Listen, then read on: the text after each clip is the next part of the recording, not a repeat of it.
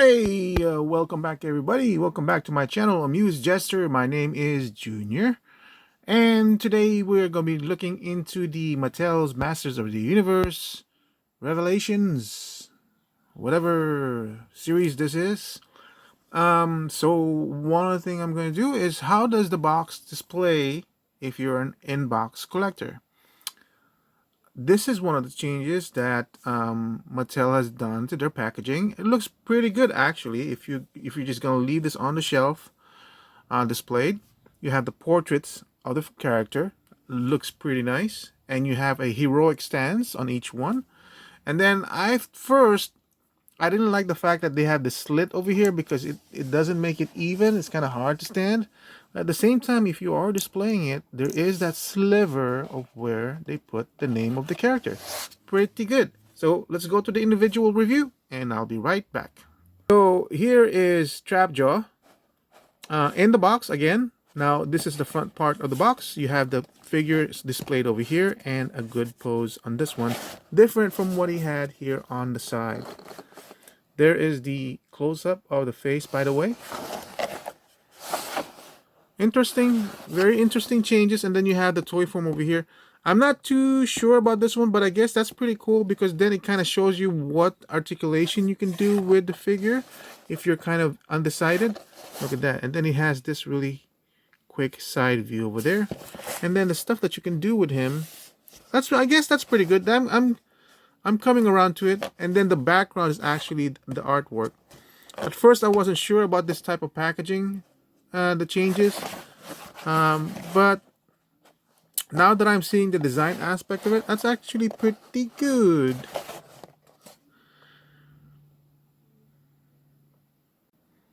Okay, so the review of the Trapjaw. First we're going to review the packaging. This is the first time I've opened this particular new type of packaging.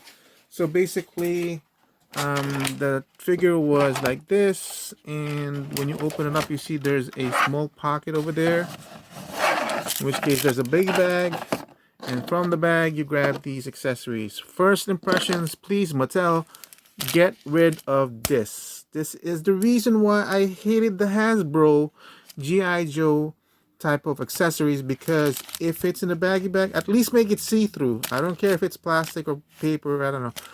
Make it see-through so that I don't know exactly how many accessories are in there, just in case I miss something. The good news is they actually kind of thought of that, because that was my first impression. I was pissed off because my anxiety from the Hasbro opening was coming back with that. But then as I was getting pissed off and I turned around and pulled this out of the box, I realized, okay, finally they actually have a simple diagram of what's inside, and look at that, instructions on how to do it, just in case you don't know how to do it. So at least with this I can tell exactly how many accessories there are. You have the sword, you have the chompa chomp chomp, then you have the hook. So you're probably asking yourself, wait, is that all there is? Oh my god, am I missing something? Because I'm missing the blaster. So now I pull out the figure and say, is it in his hand, the blaster? No, it's not. And then I realize, oh, there it is. So that's the way it is with Trapjaw. Let me pull it out of the packaging completely and we'll go on with the review. I'll be right back. Alright, back onto the review. The first thing I'm going to say is my gun is bent. I don't know exactly what accessories the first one came in, so unfortunately I won't be able to do that kind of comparison, but we'll do some comparison later on. No biggie about the bent gun. It's really soft plastic, so you can bend it over, but there it is. Look at that, it's got an actual paint job over there. It's pretty cool. Look at that. It's kind of like that mouse thingy from Teenage Mutant, right? I don't know. You can add any kind of paint app you want over there to emphasize it, but look at the detail they put in that jaw. I really like that. Pretty cool. Then here's the sword. Again, nice that it's painted here. Oh man, look at that. It's got a skull on the, I guess you would call that the guard. The guard is designed as some sort of a skull. Nice. And the wrapping is very plain, but at least it's painted, right? And then you can let it's got chips and everything. Nice detail. I like that. I really like that indeed. And then let's look at this claw over here. I think this is more like a marbling in the plastic. I don't think that's an effect, but it's still pretty cool. It changes the aesthetic of it. And that's it for the accessories. Now let's look into the figure. And look at that head sculpt. You know me, I'm always for the faces. Dang. Like a little bit more paint application on this thing, and this thing would not only pop, it would be freaking scary. The helmet looks good, nice proportions compared to the skull. The rework they did on this head is really, really cool. And I have to say, Mondo, if they ever did this, if Mattel ever did this to 1/6 scale, Mondo would be in trouble. Because something like this is definitely something that would appeal to me. Because I'm sure the price range would then change. If it was just even painted this way, at 12 inches, oh my god, this thing would be an instant buy for me, and Mondo would be in trouble, honestly, because it has so much more articulation than Mondo does, and because you don't have a lot of paint detail, and probably would be on the cheaper side. I would play with this more than the Mondo one, but I love Mondo. You know, I'm not taking crap on them, especially the deluxe version, because that's really, I feel that's really worth the value. But man, this thing just freaking rocks at 6 inches, and he would rock some more at 12. It does have maybe a very, very slight dry brushing of silver. I can't really tell. There's enough there because you have to remember, as the smaller the figure is, the smaller the detail. You don't want to go overboard with rust paints or detail and all that stuff. You know, it's not gonna be in scale. Then you have the strap over here, so it's still removable, these belts. I wonder if this can be removed. Probably not. Seems to be glued over here to the chest piece. And then to the chest piece, it's not exactly classic because it does have some interesting detail work, but I'm on board with that. Just slightly to make it less boring, and but not too overbearing. I feel like this is a perfect balance between classic and upgrading it to a new standard. Then you have, and then of course the weathering on the belt. It does have, see how it has that goldish coppery weathering brushing. The tunic is plain again, and I think a wash with this one, like this whole thing, an easy paint job would make this thing pop so much more because the face is already there. You can tell they concentrated on the face for the paint application, and it really shows from the figure, you know. If they applied that to this, puts it up a notch. If a customizer then applied more paint to this one to highlight the shadows and the detail, man, this thing will be money. So I know it's kind of dark, but the detail is still being shown over there. Nice detail on the thing. All right, so articulation. It has a little bit of a lift on the head, more down, because I would say this is his normal stance. So just a little bit. No wibbly wobbly. He does turn, but of course he's gonna look weird. But I mean, like, if you're turning this figure, that should be more than enough. Something like that. Then I'm good with that.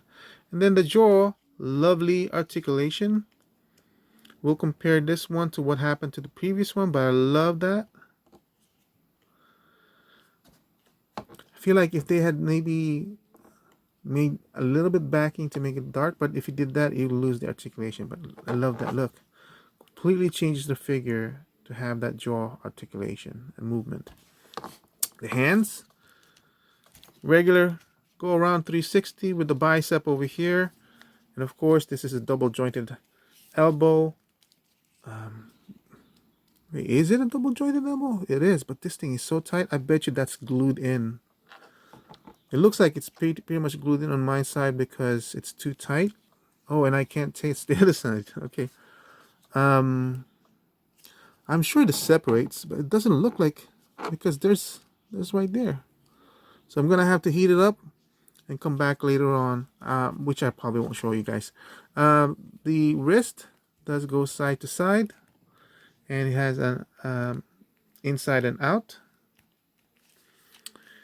The usual cut on the midriff or the mid stomach, tight, but it does. You're getting more of the swivel off of the waist than rather than the top. Top's mostly kind of like for show. And this is what I'm fearing with the G.I. Joe classifies, because they're switching over to this kind of a cut, because you really don't get a lot. You don't. This is me kind of forcing it. I'm not sure if it's going to break or not. And I'm not sure if it's meant to go there. But see, I was able to force it. So maybe it was just stiff. It goes like that. And I'm trying to move it without moving the bottom one. Oh wait, there isn't any bottom one anyway. So, and then that. So you have that much range. Yeah, it seems like the joint was just kind of stiff, but still. Okay. And then for the other arm, that's a weird connection. I can see this is one joint over here where the joint's over there, or a peg. So that one, nice movement in and out, almost like a butterfly joint, but it's not really a butterfly joint. I'm not sure if it's showing, but there's actually a ball joint over there, and then this socket over here is very loose, and because the inner socket is wider, you can get kind of like a fake butterfly joint. But is there a joint in this part? No, that is just one piece. So all that movement is coming from the ball joint, that's ball joint peg that's in here. Really cool. So that makes it work around. Okay. And then the bicep swivel is more like an elbow swivel because of this joint. Cool. Approaching everything you want. More than 90 degrees. I'd say maybe 115, 120. Yeah, so that's cool. I attached the hook over here. And obviously because that's the hook attachment, you just do that. Pretty cool. I like this. Now, usually when we do the comparison, this is a stubbier thing. I feel this one is much better, like really long. Look at that. So can he, you can't really shoot him like that. You know, you can't shoot from the side over here. Oh, Trapjaw. Here he is with this weird gadget looking thing. Chomp, chomp, chomp. It's like you can't chomp enough. Gotta chomp here and chomp there. This one does not move, the one on the top. That's pretty steady, but the jaw part does.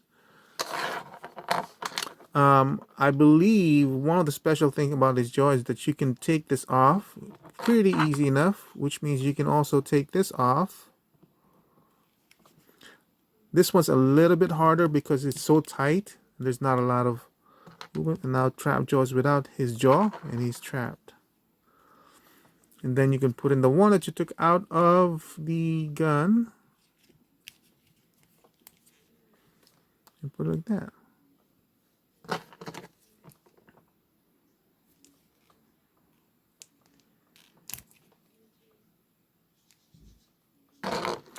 And there you go. And if this is the look that you prefer, then, you know, go for it. Let's see. Because it's a different color, does it throw me off?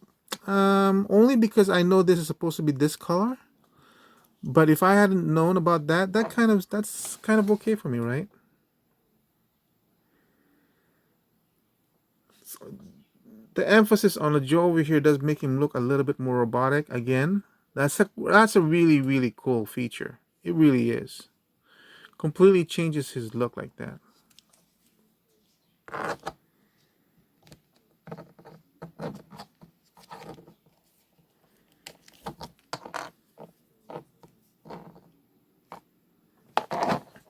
I wanted to show the inside of this jaw just to show you guys whether it's easy to break or not.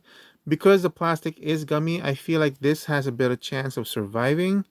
The pegs, as you can see, it's actually kind of short, stubby, and thick. So I don't think you're going to have any kind of breakage on that. When you put it on,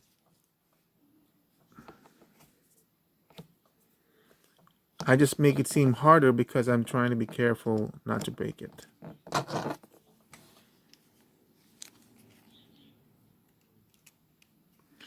That was an interesting option, but I think I will leave the jaw like that because I really like the streamlined design of this helmet. That's kind of like what I think of when I'm imagining Trapjaw. Oh, and the articulation of the legs, that one goes down. There's no drop? Oh, there is a drop on the joint, on the leg joint. Look at that. Pretty good drop too. If you notice, that's up and that's down. You can notice the cut a lot higher, maybe like a quarter of an inch, maybe even more. Then so with the drop down, you can get him to kick as high as that. Without the drop down, it's still the same. Yeah, you have a thigh joint over here, thigh cut over here, allows you to move back and forth as much as you want. And then you also have a cut in the boot over here. I actually kind of loosen mine. I'm okay. It's not like loose, but it might be, you know, it's there. Then you have double jointed in the knee.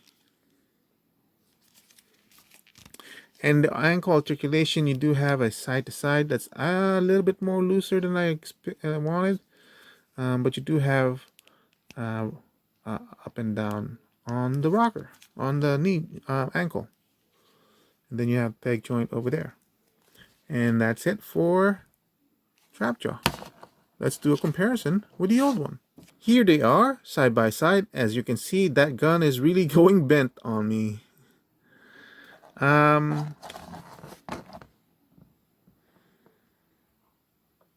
Does that show? I'm trying to match it sole to sole. And let's see, how do I express this properly?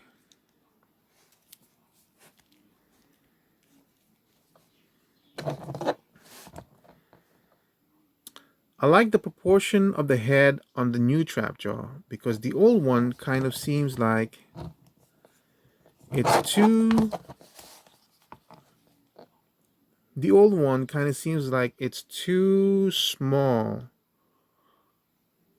Now this jaw design kind of is evoked by the, if I were to switch it with the gray jaw, large and overbearing. But look at that. Look at it. The face is much more interesting on this one. It's much more prominent than this one. In this one, the eyes are more kind of like hidden. Which one is more menacing to you guys? Is it the old Trapjaw or the new Trapjaw? I think this one does look more menacing. Even though the expression in this one seems to be more menacing with the V-shaped eyes and the grin on the teeth, this one has some sort of like a dead man stare when you're looking at him.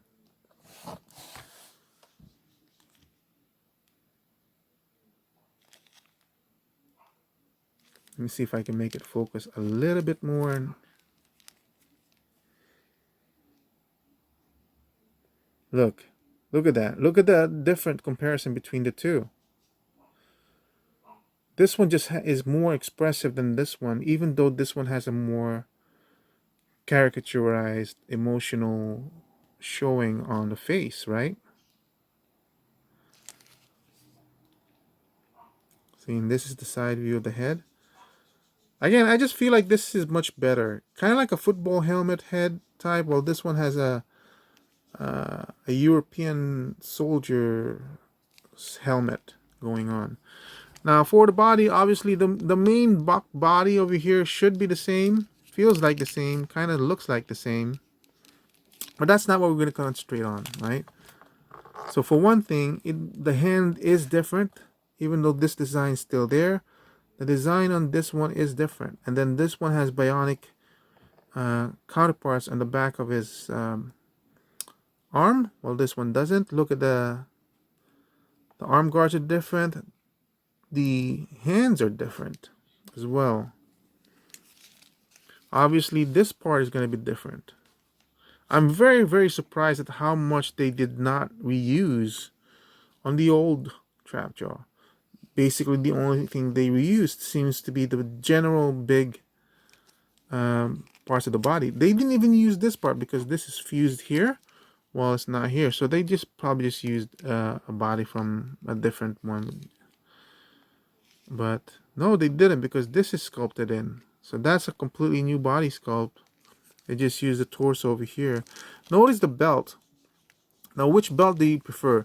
This one actually evokes of the Mondo design, very big and kind of bulky looking.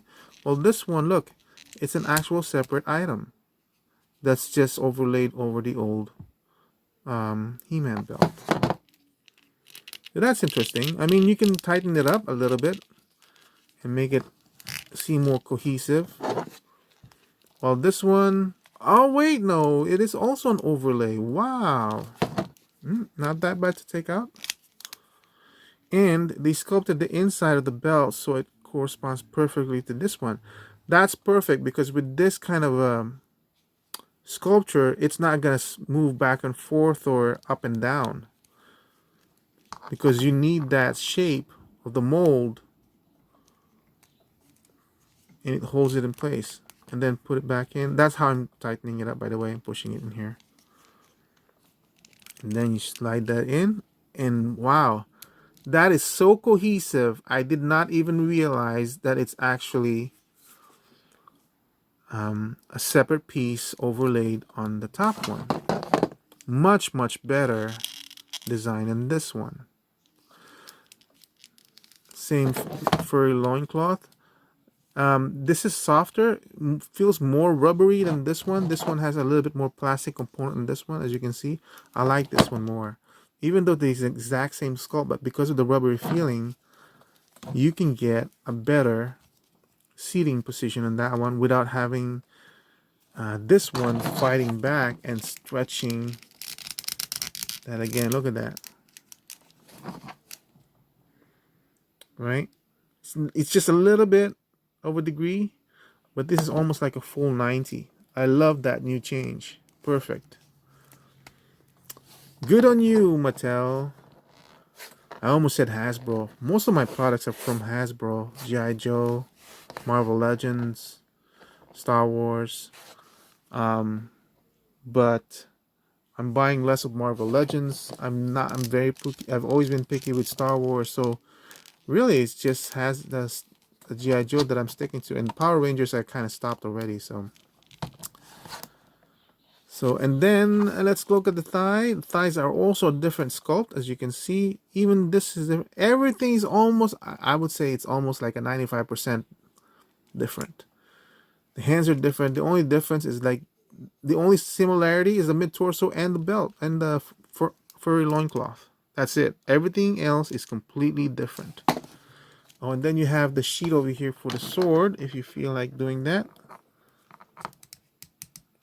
Oh, I would put it with the skull out. Oh, dang. Dang. What can I say? Okay, I am completely in on this line. From what I've seen from this figure, $24.95 or $22.95, I can't remember. But this is an improvement over this one. Oh, and the design of this one, I prefer the bulkier design of this one, more mechanical than this, where they're trying, especially with this one, they're trying to kind of see how he would revert back to kind of the physical form of a human body, while this one is just pure machinery, like pistons and all that stuff. This one's still trying to show the bicep and the tricep and all that stuff, or the lats, whatever. This one, he just completely abandoned it and says, I'm making this pluk, pluk, pluk. Yeah. I do like it. I really do prefer all the changes they made on this one and this one. This one doesn't have the scabbard or placement for the sword in the back. I can't remember if he came with a sword in the back. But yeah, I'm in on this, man. I like it. So I think if it's Filmation wise, I'm in on it. So the 4 figures that I received today are all newer versions of figures we received already. Tila with Sorcerers, Tila, Skeletor, Technoskeletor, Trapjaw. There's nothing Filmation, nothing new on his in terms of story wise, which is good. It's just Filmation. And then Man at Arms, again back to Filmation. I'll have different views. So those are 2 different lines or 2 different categories, I would say, right?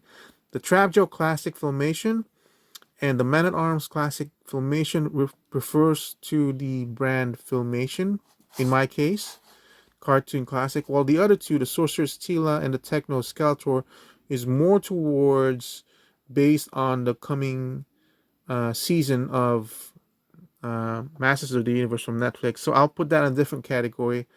For the Filmation category, I think I am in on that line. But let's look at Man at Arms and see if my impression of this figure is retained by that figure. Thank you for watching. I hope you enjoyed this. I tried to show as much as I can in as little time as I can. And I think this will be up before or at Christmas. So for those that celebrate Christmas, have a Merry Christmas with your family and friends. For those who celebrate a different holiday, I hope you enjoy the holidays with your friends and family.